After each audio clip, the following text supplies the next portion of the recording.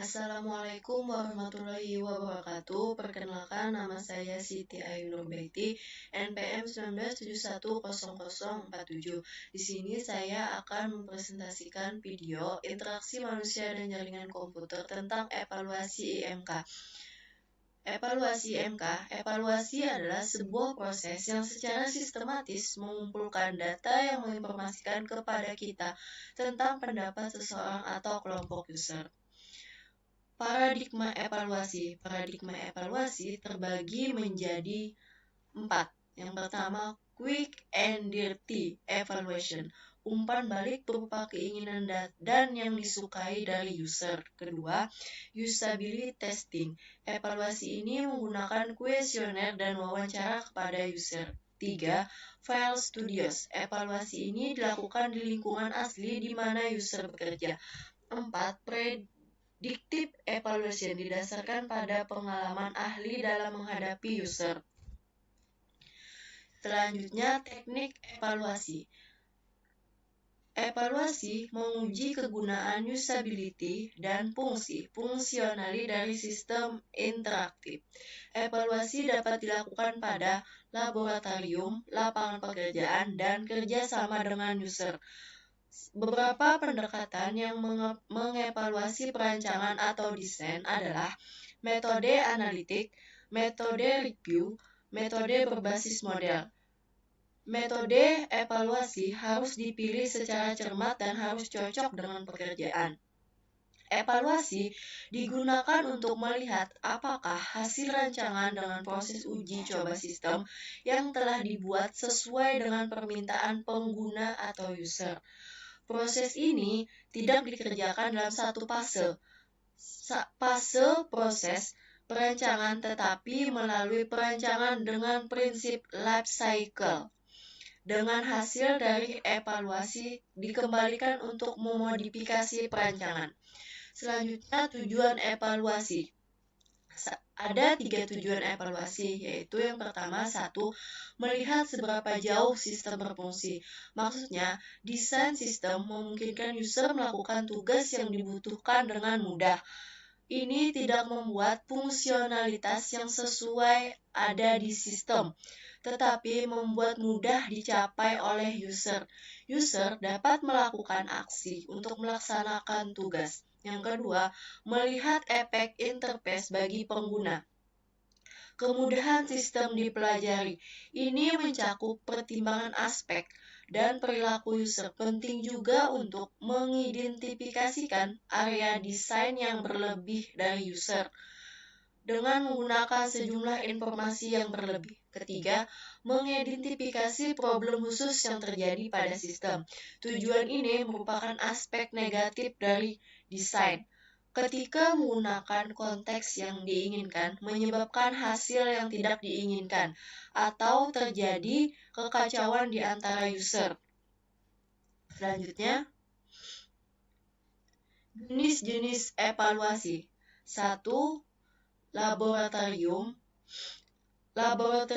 yang bagus biasanya memiliki fasilitas perekaman audio atau visual yang baik, cermin 2 arah komputer beserta perlengkapannya yang mungkin tidak ada pada kerja sebenarnya. Operator bebas dari gangguan yang menghambat pekerjaan. Situasi pada laboratorium tidak dapat menggambarkan situasi ruang kerja sebenarnya dan terdapat beberapa orang yang tidak bisa bekerja pada kondisi di laboratorium. Selanjutnya, yang kedua, lingkungan kerja atau lapangan. Pada kondisi lokasi kerja sebenarnya atau lapangan, penggunaan pengujian sistem ini pada lokasi kerja sebenarnya mempunyai beberapa kondisi, diantaranya tingkat gangguan yang melebihi ambang batas, tingkat pergerakan yang besar, dan interupsi yang tetap, seperti panggilan telepon, menyebabkan observasi ini sulit dilakukan.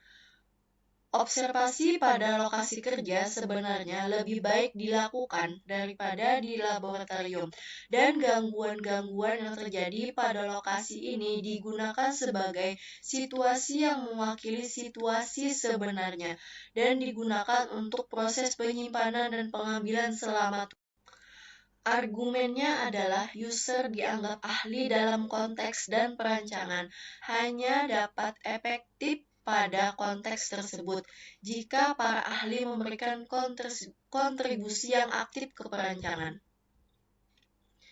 Metode evaluasi.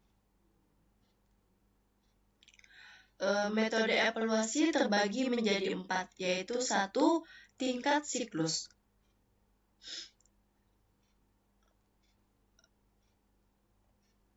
Yang kedua, jenis evaluasi. Yang ketiga, tingkat objektivitas dan subjektivitas. Yang keempat, jenis ukuran yang tersedia. Yang kelima, informasi yang tersedia. Yang keenam, kesiapan dari suatu respon. Yang ketujuh, tingkat gangguan yang tidak secara langsung. Yang kedelapan, sumber yang tidak tersedia. Memilih metode evaluasi.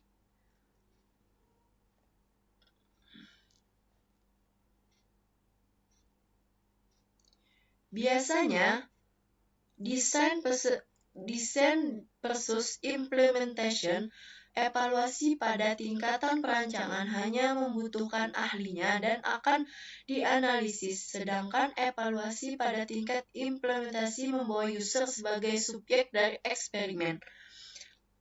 Selanjutnya, laboratory peer studies.